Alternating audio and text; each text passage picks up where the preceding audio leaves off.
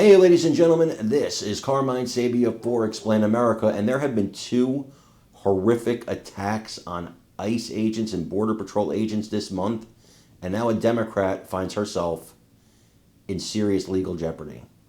Before we get started, please make sure you like, comment, share, and subscribe. Those little things really help us out, and they help our channel continue to grow.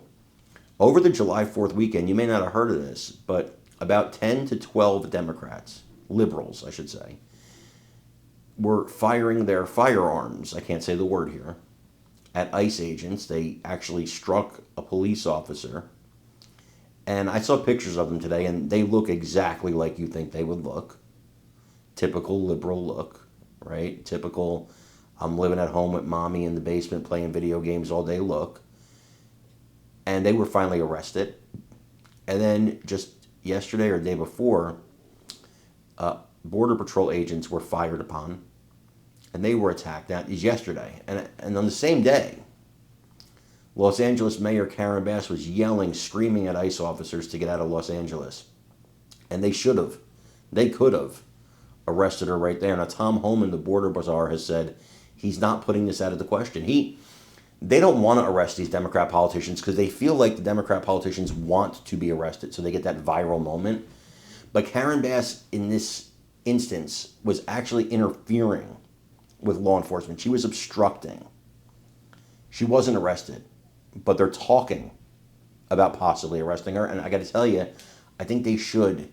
They need to drop the net on these people and make an example of these far left lunatics.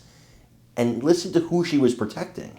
Because when you hear that, you're really going to be infuriated. I want you to watch this video and let me know what you think in the comments. Prosecuted to the fullest extent of the law. When you have scenes like you did out in L.A. today, where you have the mayor, Karen Bass, interfering with official federal officer proceedings, trying to enforce the laws that are put on the books by members of duly elected members of Congress, are you all hesitant to just go out and arrest her, or has all of this behavior not reached that threshold yet? We're certainly keeping everything on the table, Charlie, but I want to ask Karen Bass, who is she protecting? Is it the MS-13 gang members we're going after?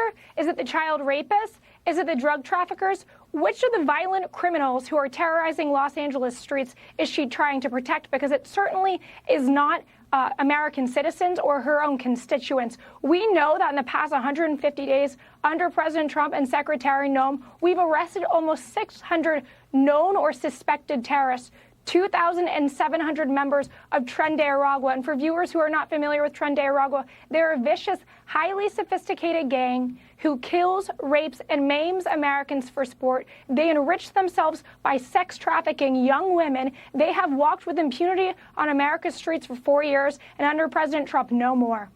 It is kind of remarkable to think about, because you hear Democrat politicians talk a lot about the rule of law.